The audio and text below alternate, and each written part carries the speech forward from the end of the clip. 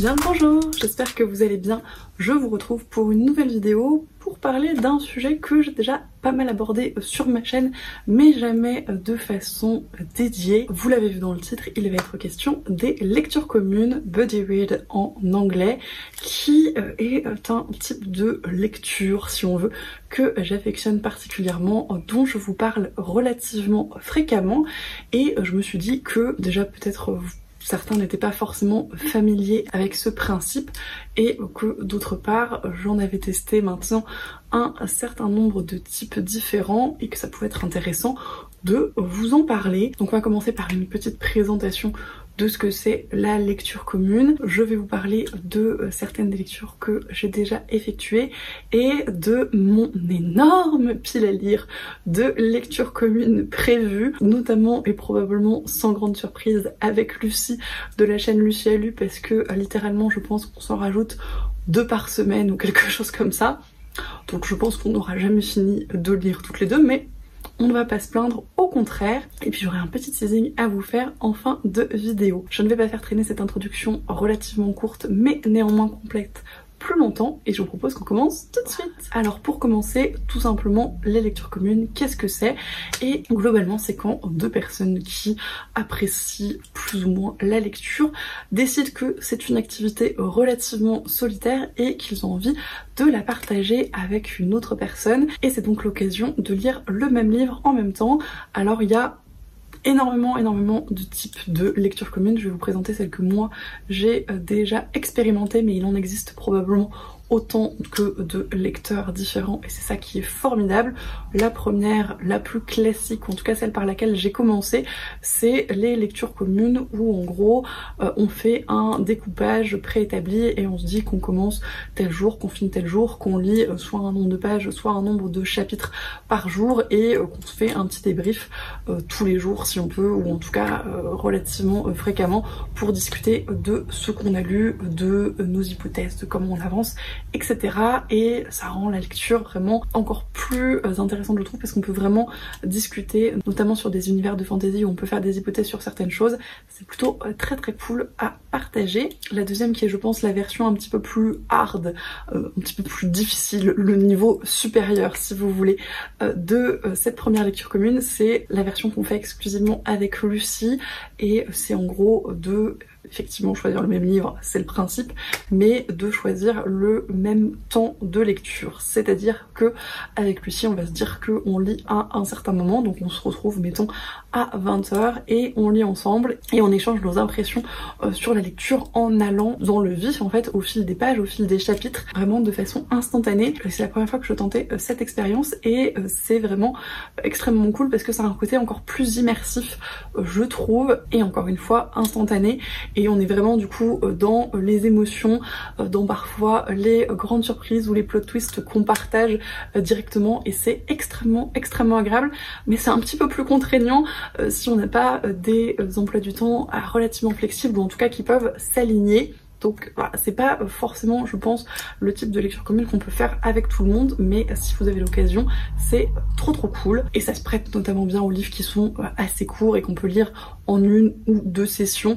Typiquement, on avait commencé avec les Blackwater et c'est le bon type de livre pour ça, à mon sens. Dans un niveau beaucoup plus simple, il y a ce que je qualifierais de LC YOLO, c'est-à-dire que vous donnez un jour de départ à la lecture commune et après chacun vit sa vie, fait un petit peu comme il veut, et on discute de la lecture un petit peu en allant, alors soit sur Discord dans des salons dédiés, soit en mettant des spoilers si c'est une conversation de groupe, etc. C'est un type de lecture commune que j'ai plutôt expérimenté avec Juliette de la chaîne Livre et Sortilège, parce que je crois que sinon on est relativement mauvaise pour les lectures communes toutes les deux, et que c'est la seule façon qu'on a de lire plus ou moins ensemble, parce que souvent il y en a une qui finit beaucoup plus tôt que l'autre du coup, mais finalement on arrive quand même à échanger sur nos lectures et c'est le plus important. En parlant de lecture commune avec un groupe un petit peu plus grand et notamment sur Discord, l'autre grand type de lecture commune que j'ai expérimenté, c'est celle qui fait intervenir un book club.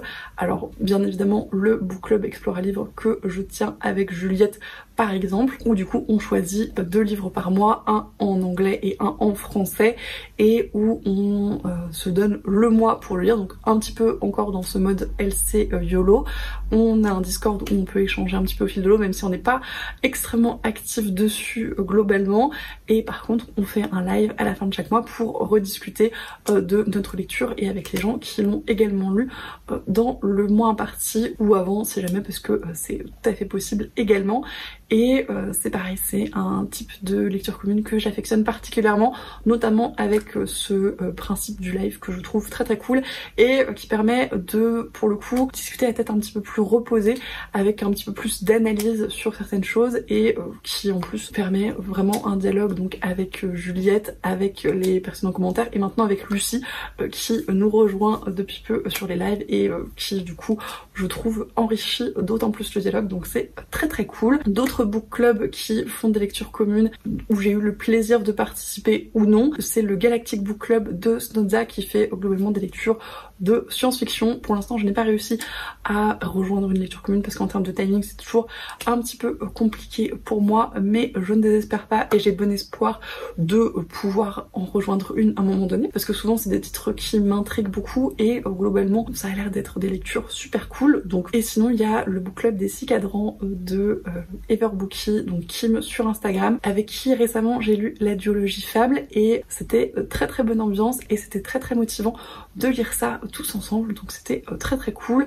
Il y a d'autres book clubs auxquels je n'ai pas participé mais que j'ai un peu vu passer, celui de Gladys, des pépites de Gladys, celui de Livromancienne et la bibliothèque d'Emilia qui a commencé très très récemment. C'est pareil, il y a pas mal de choses que je vois un petit peu passer, et s'il y a des choses qui m'intéressent, il est possible que je rejoigne certaines lectures communes dans le futur. Un dernier pour la route, c'est la relecture commune organisée par Manon's Wedding sur Discord, encore une fois, de tous les Bottero que vous voyez juste là. Ça a commencé en février je crois par le premier tome d'Elana, et en gros ça va être une lecture commune dans l'ordre chronologique de l'univers de Gwenda la Vire si vous voulez. C'est pareil, j'ai pas réussi à m'insérer comme il fallait pour lire le premier tome dans le temps imparti, mais je ne désespère pas de rattraper cette lecture commune parce que ça fait un moment que j'ai envie de me relire les Pierre Bottero et je me dis que ce serait franchement l'occasion. En tout cas, si jamais vous voulez les relire ou les découvrir, ça peut être une bonne opportunité. Maintenant que je vous ai présenté les différents types de lectures communes que j'ai pu expérimenter, d'ailleurs si vous en avez testé d'autres, n'hésitez pas à me les partager en commentaire. Je vais vous parler des lectures communes que j'ai déjà partagées ou que je vais partager bientôt, dans un futur relativement proche en tout cas. Alors ce sera pas toutes les lectures communes de ma vie parce que ça risque d'être extrêmement long, mais disons de ces derniers mois, en tout cas celles qui me restent en tête. Je ne reviendrai pas sur les lectures communes du book club Exploratif parce qu'on en a déjà largement parlé, mais je vous remettrai la playlist en barre d'infos si besoin. Là on va se concentrer vraiment uniquement sur des lectures communes que je n'ai réalisées qu'avec une autre personne à chaque fois. Et en parlant d'Exploratif, on va commencer avec une lecture commune toute récente que j'ai faite avec Juliette de la chaîne Livre et Sortilège. On a essayé de lire toutes les deux Sorcery of Thorn de Margaret Rogerson aux éditions Brajlon dans la collection Big Bang. Pourquoi essayer? Parce que elle l'a fini bien avant moi, donc c'était une lecture pseudo commune on va dire. On voulait le lire toutes les deux et Juliette était intéressée de le lire en anglais tandis que je le lisais en français. Pareil, c'est un pseudo autre type de lecture commune, mais pour voir un petit peu éventuellement les différences de traduction. Ça a été une meilleure lecture pour moi que pour elle, mais c'était quand même sympathique et ça nous a permis de le sortir de notre pile à lire, donc écoutez, c'est plutôt pas mal. Et dans ce même objectif de lecture commune en traduction et en version originale, on a prévu de se lire bientôt, je pense pour la plus grande joie de Lucie, La parabole du semeur de Octavia Butler aux éditions Au Diable Vauvert, ici, qui nous intrigue beaucoup parce que Lucie a absolument adoré. On a lu Kindred toutes les deux pour Explorative, on a beaucoup aimé.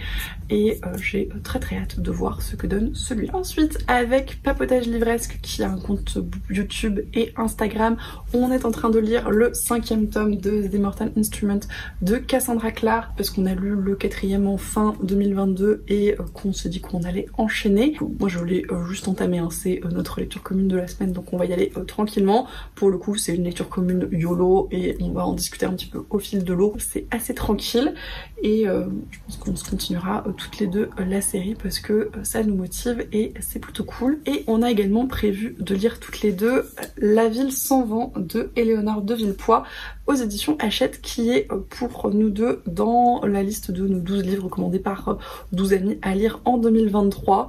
Donc on s'est dit que ce serait l'occasion de la partager. C'est de la dystopie, ça nous intrigue beaucoup, je pense que ça va se lire assez vite. Il faut qu'on se le programme, mais je pense qu'on avait dit avril ou mai, donc ça va être dans ces eaux-là et je pense qu'encore une fois ce sera une petite lecture commune YOLO. Avec Kim du compte Instagram Everbooky, encore une fois, on a prévu, outre son book club, de se faire quelques lectures communes. Alors on a lu toutes les deux La peur du sage, la deuxième partie de Patrick Rothfuss. Encore une fois, c'est pas une lecture commune où j'ai été très bonne parce que je l'ai fini bien après elle, mais c'était très cool de la partager dans tous les cas.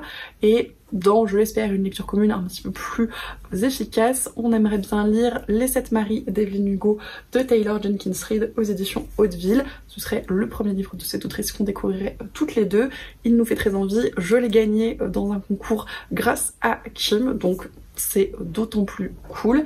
Et j'ai très hâte et j'espère vous en reparler bientôt. Pareil, il faut qu'on se case cette lecture commune. Ce sera probablement une lecture commune YOLO aussi, parce que c'est pareil, c'est ce qu'on fait avec Kim globalement, mais je vous en redirai des nouvelles. Et autre livre qu'il faut qu'on se cale en lecture commune, parce qu'on voulait le lire pour le Pumpkin Mountain Challenge et on n'a toujours pas réussi, et Kim, si tu regardes cette vidéo, il faut vraiment qu'on en discute.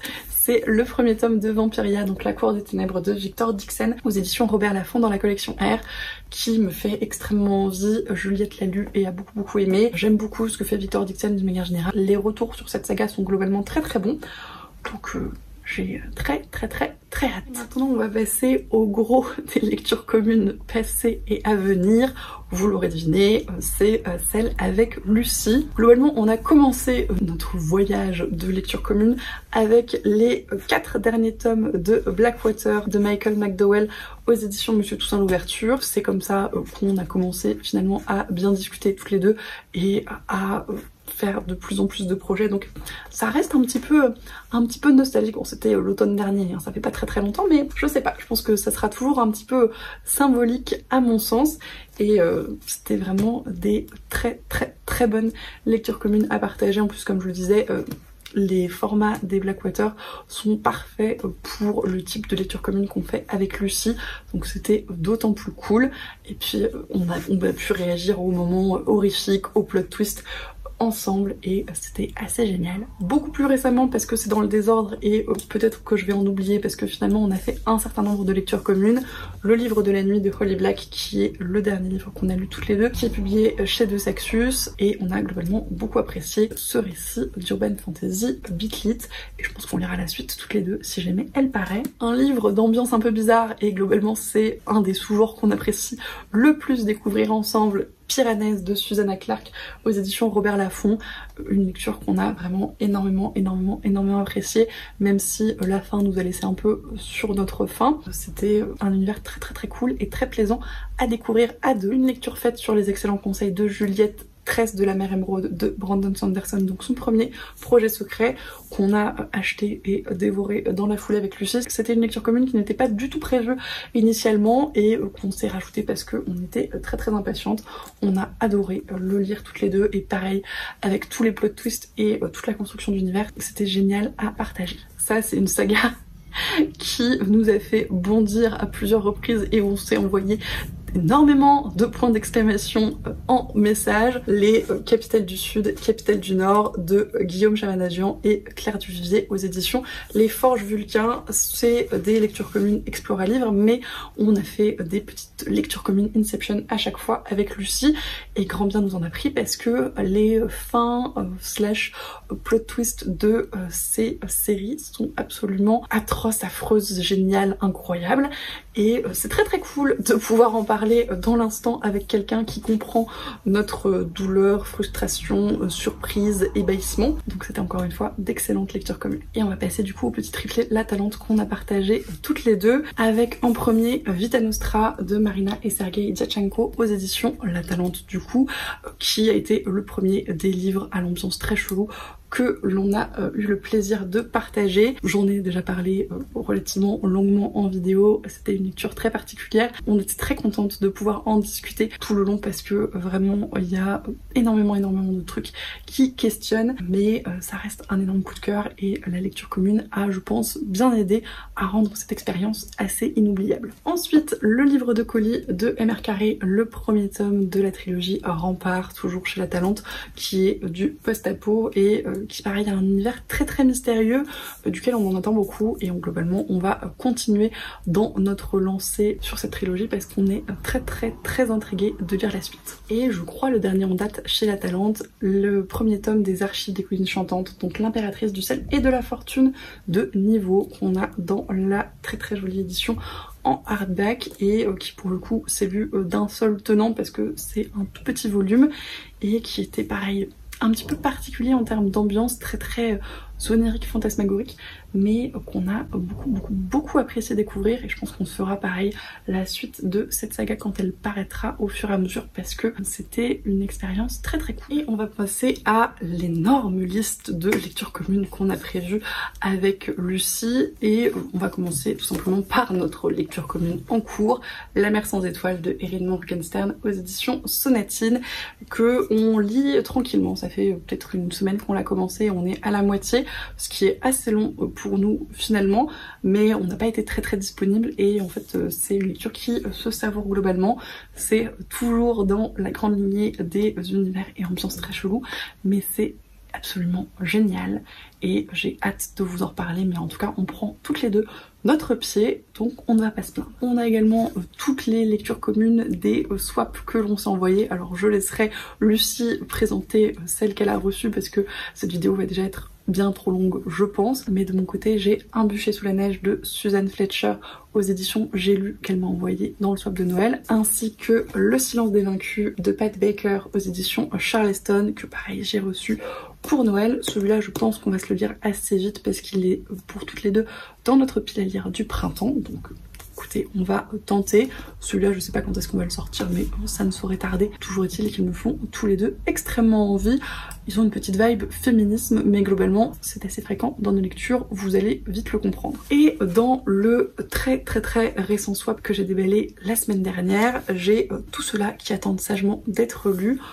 Donc, Passing Strange de Hélène Klages avec le bandeau moche rouge qui se fait la malle, qui me fait extrêmement envie. On parle de sorcières dans le San Francisco des années 40 et ça a l'air formidable. Je n'ai absolument aucun souvenir du résumé comme vous l'avez probablement vu dans le déballage du swap, mais il m'intrigue de fou. Il y a avec de Robin Hobb alias Megan Lindon et Stephen Bost aux éditions Actu SF comme Passing Strange, je ne sais plus si je l'ai déjà dit, pour lequel pareil je ne connais pas le résumé, mais c'est Robin Hobb donc j'y vais sans grande crainte et la couverture est absolument magnifique. Probablement celui qui nous tente le plus et qu'on va lire relativement bientôt, La chute de l'île Rien de Martha Wells aux éditions La Talente. On apprécie toutes les deux l'autrice, on est très intrigués par ce récit-là, même si encore une fois on a un peu de mal à retenir le résumé. Donc ouais, je pense que celui-là va se lire assez vite. 200 et de rage, le premier tome de Tommy Adeyemi, qui est publié initialement chez Nathan mais qu'elle m'a envoyé aux éditions France Loisirs, qui est de la fantaisie africaine et qui a l'air extrêmement cool.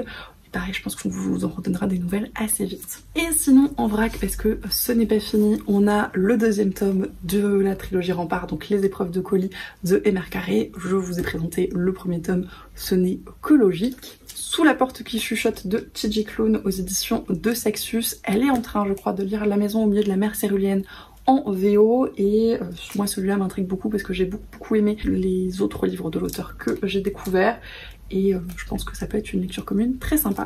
Celui-là, c'est parce qu'il me fait flipper mais qu'il a l'air incroyable et qu'il est, je pense, bien dans cette dynamique d'univers chelou. La maison des feuilles de Mark Z. Danielewski qui est publié aux éditions Monsieur Toussaint, l'ouverture, qui l'ont réédité, qui est absolument magnifique, où il a l'air a priori de se passer un milliard de trucs et qui est a priori extrêmement flippant. On va voir, mais je pense que ce sera une lecture qu'on sera très contente de pouvoir partager, flippettes que nous sommes. Celui-là, il me fait envie de fou et j'espère qu'on pourra le lire bientôt. Le temps des sorcières de Alix E. Harrow aux éditions Hachette le rayon d'imaginaire. J'ai adoré les 10 000 portes de January de l'autrice et la réécriture de La Belle au bois dormant que j'ai lu en VO. Celui-là me tente énormément. Et je pense que pareil, c'est typiquement le genre de livre qui peut plaire à Lucie, en tout cas je l'espère. Donc j'espère qu'on le lira très très vite. Toutes les autres réécritures féministes, Morgane Pendragon de Jean-Laurent Del Socorro aux éditions Albert Michel Imaginaire. On l'a vu pas mal passer sur Instagram ces derniers temps et il nous intrigue toutes les deux. On aime beaucoup les réécritures, la légende arthurienne. On a beaucoup aimé toutes les deux les livres de Jean-Laurent Del Socorro qu'on a découvert. Pareil, je pense que c'est un livre qu'on a envie de lire assez vite. Mais je vous dis ça pour tous les livres et je pense qu'on n'aura pas le temps de tout lire assez vite.